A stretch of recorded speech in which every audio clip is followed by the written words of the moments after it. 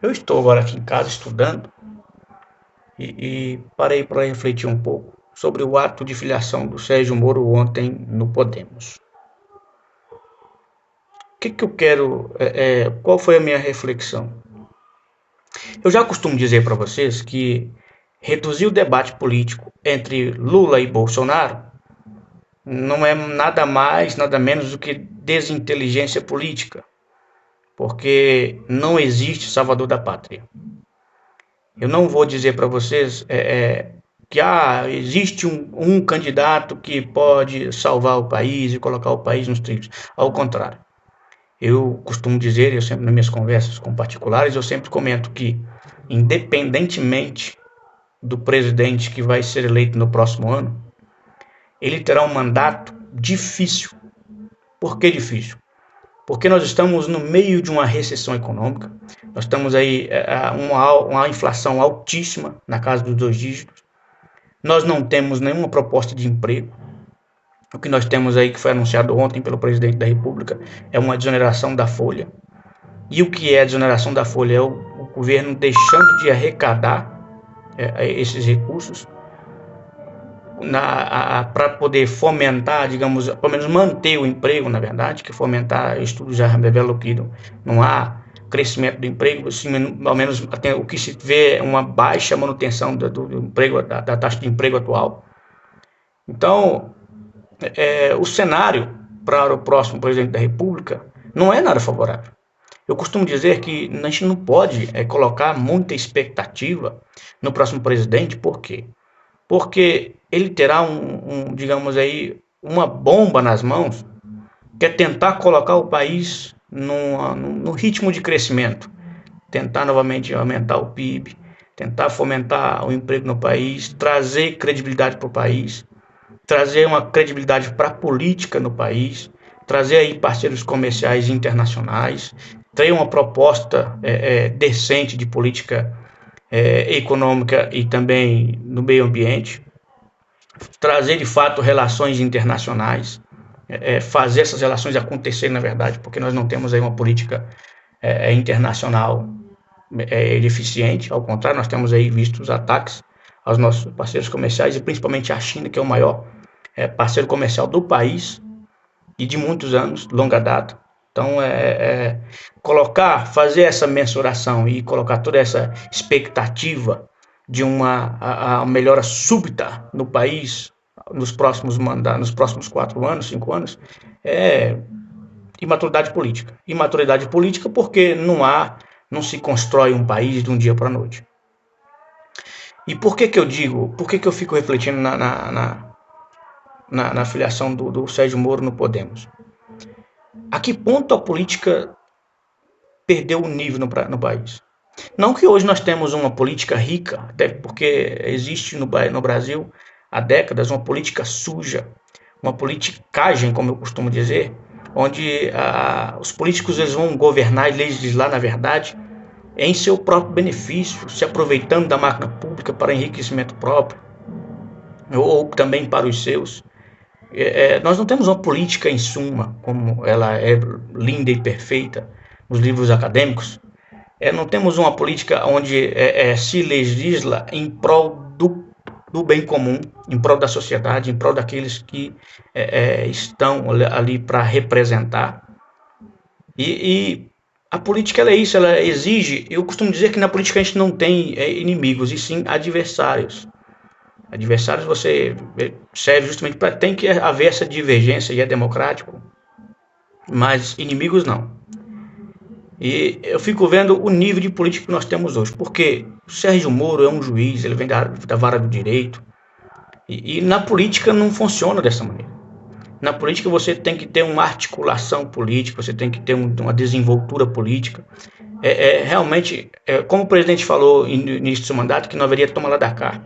E eu fiquei me perguntando como é que ele vai governar sem o toma lá da cá, uma vez que nós estamos num país presidencialista, num regime presidencialista, e que há uma singularidade no Brasil chamada a coalizão. Porque, diferentemente do parlamentarismo, quando um primeiro-ministro ele chega ao poder, ele já vai com o gabinete pronto. A base de governo, é a base parlamentar que elege um primeiro-ministro. Então ele tem aí uma governabilidade, ele não precisa fazer concessões. E quando cai um primeiro-ministro, por vezes cai um gabinete inteiro. E a nossa singularidade é que nós, além de sermos presidencialistas, temos um presidente eleito pelo povo, nunca na história do Brasil se elegeu um presidente com a sua base governamental inteira.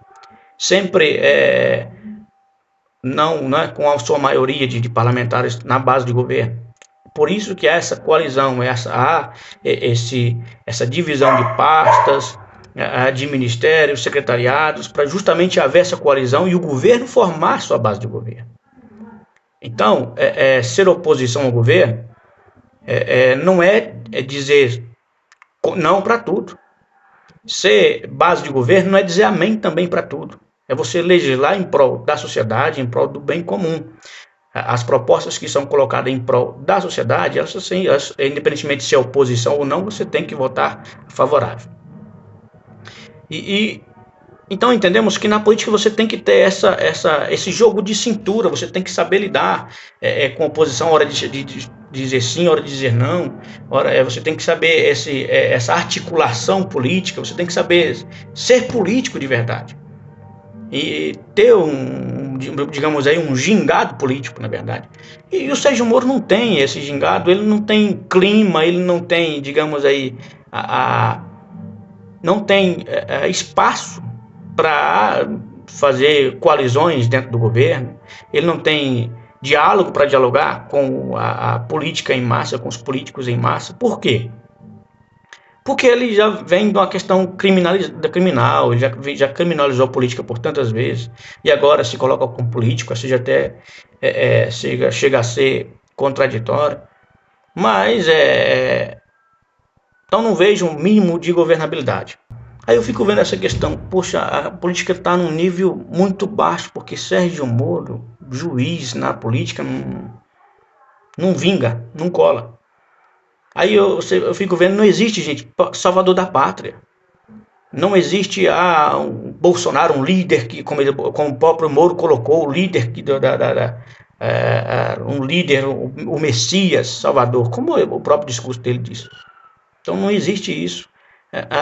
E fragmenta essa ideia colocada hoje e tão estereotipada já como a terceira via.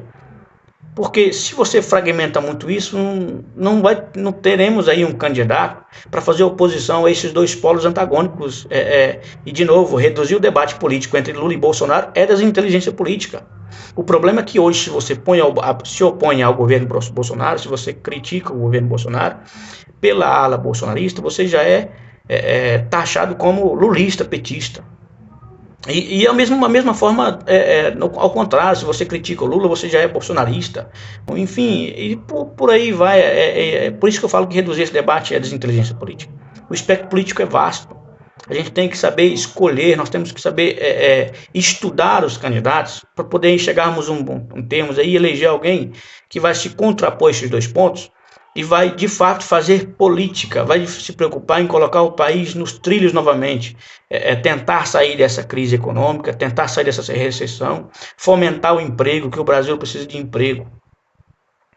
E aí eu fico vendo, Bolsonaro não tem a mínima chance de ser reeleito. Eu vejo as pessoas se encantando, tudo bem, as mesmas pessoas mesmo falam do Lula, e agora vem aí o Sérgio Moro.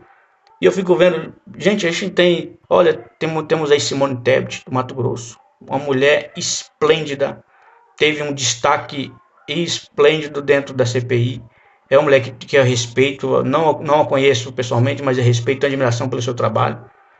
Então são nomes que podem começar a trabalhar. Ciro Gomes, perdão com a expressão da palavra, mas eu admiro Ciro Gomes. Porque é um cara inteligentíssimo, de economia não há do que se falar. É um cara que está na política, entende de política, é um político nato, por excelência. O problema é que às vezes fala algumas coisas que chateia muita gente, fala algumas besteiras. Mas são nomes fortes, nomes que poderiam fazer uma frente. Mas quando vai se fragmentando, e fica difícil. Aí digamos aí, entre Moro, Lula, Bolsonaro, é o menos pior, gente. Não é que eu vou falar para você que o Lula é santo, não. É, não há como ficar num governo e dizer que não sabia de nada. Eu nunca soube. Não, nunca soube, nunca soube, não. Você é chefe de um governo, você sabe de alguma coisa. Agora, cabe também provar, trazer provas e provar a criminalidade que foi realizada. Ah, se o senhor da acusação, a meta da acusação é provar. Então, entre Bolsonaro e Lula, eu vou de Lula. Mas por quê? Porque é quem tem competência, é quem já conduziu o país em outros tempos.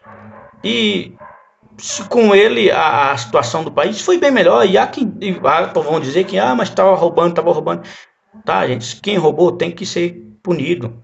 Se há atos de corrupção, tem que ser apurado, tem que ser punido. Doa quem doer. Agora, cabe provar, não é só acusar. Tem que acusar e provar. Agora, e Bolsonaro?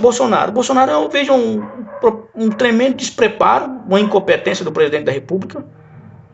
Vou ser criticado por isso, tudo bem, mas eu estou aqui para isso. Eu não estou aqui para fazer lobby para ninguém, nem para um candidato, nem para outro. Lula roubou? No meu ponto de vista, o Lula não é santo. Teve as suas falcatruas, teve a sua responsabilidade dentro do governo. Bolsonaro é o melhor que Lula? Ao contrário. Apesar de Lula ter os seus erros, os seus defeitos, ao contrário, teve uma governabilidade eficiente, soube articular dentro da Câmara dos Deputados, dentro do Senado, fazia o jogo político, sabe fazer jogada política, é um cara que tem lábia, tem palavra, como se diz, sabe conversar e dialogar, e soube usar a máquina pública. Bolsonaro, despreparo, não tem competência política para isso, ele tem uma equipe econômica grotesca, que não traz resultados, se rodeia de ministros que também não têm a mínima competência, e Maquiavel vai dizer que você quer conhecer a competência de um homem, é só ver com quem ele se rodeia, quem são os seus braços direitos, né? Então, e Moro não tem articulação política, Moro não tem esse dom de fazer política, que política não é só chegar e se colocar como candidato. Você tem que saber política, você tem que entender política. Eu não querendo ser elitista, mas eu acho que você tem que estudar política para vocês entenderem como que se dá esse espectro. Ao menos na teoria. E a prática você vai diariamente se aperfeiçoando. Mas qual o clima político que Moro tem? Poxa, o Ciro, como eu falei para vocês agora há pouco, Ciro Gomes é um cara que eu admiro, um cara inteligente, economista pra caramba. Precisa fechar a boca? Precisa. Às vezes fala demais. Mas é um baita nome. Por que não, gente? A Simone Tebet, uma mulher esplêndida, uma atuação magnífica dentro da CPI, uma mulher de postura, de fibra, tem os seus comportamentos, os seus pensamentos, e até quero me aprofundar mais, estudar um pouco mais sobre ela. Uma mulher, por que não uma mulher no governo novamente? Vão dizer que porque Dilma era despreparada. Dilma não teve governabilidade, assim como o Bolsonaro também não tem. Se você não dialoga com o Congresso, você não faz concessões, você não faz de fato a coalizão, você não governa. Então fico vendo hoje, e estava pensando aqui, e vendo a que nível política no Brasil nós chegamos. Não termos aí um candidato diferente, porque de fato nós não temos nada, infelizmente nada, e se não continuarmos, se mantermos esse cenário do nada, vai ser Lula de novo, e fazer o quê? Há quem diga que Bolsonaro, mas não vejo força política no Bolsonaro para reeleição. Eu estou vendo aí um empenho grande em trazer aí um Auxílio Brasil para até 2022, mas é nada além do que um plano para a reeleição, colocar dinheiro na mão do povo. E cá entre nós, não é assim que se faz política. Não é dando peixe, gente. A gente tem que dar, não é só dar o peixe. Você tem, claro, tem famílias vulneráveis que não têm condições. E aí você tem que fazer o quê? Tem que gerar um programa social que ele vá não só trazer um sustento, trazer uma renda básica para as pessoas na situação de vulnerabilidade. Mas junto com esse projeto, você tem que trazer alguns elementos para poder capacitar essas pessoas, para que depois elas possam sair do programa. E não só abarcar esse monte de pessoas, esses milhões de beneficiários, de familiares, dentro de um programa e não fazer nada para que essas pessoas possam depois progredir dentro do programa e sair do programa e dar espaço para aqueles que ainda estão, que mais e mais estão em condições de vulnerabilidade. Porque a gente não vai estipar a falta de emprego, a fome no Brasil de uma vez por todas, de um dia para a noite. Então a gente tem que dar subsídios para que as pessoas possam ter, no primeiro momento, esse apoio e dentro desse programa ter um auxílio para que elas possam subir a escadinha e andar com suas próprias pernas. Trabalho, um programa voltado com a qualificação profissional, com o estudo, um incentivo às pessoas voltarem aos estudos. Abrir uma fomentação das empresas para poder empregar essas pessoas que estão terminando aí, digamos, pelo menos a conclusão do ensino médio, para poder ter uma capacitação profissional, fazer um curso técnico, enfim, uma série de programas incluídos um dentro do outro que vai ajustar essa questão e tirar essas pessoas que senão viram a zona de conforto. Porque se você só dá o peixe, o cidadão também nunca vai querer pescar, porque tem peixe ali diário. Então você tem que, claro, dar um apoio, dar uma assistência, porque precisa de fato, mas também dar meios para que a pessoa possa evoluir e não ficar naquela situação de miséria, de vulnerabilidade. Então, é por isso que eu falo, o cenário político não favorece muito o país e não cria expectativas de que o próximo presidente terá aí uma vida fácil, será ventos favoráveis e que tudo irá se resolver, porque não vai.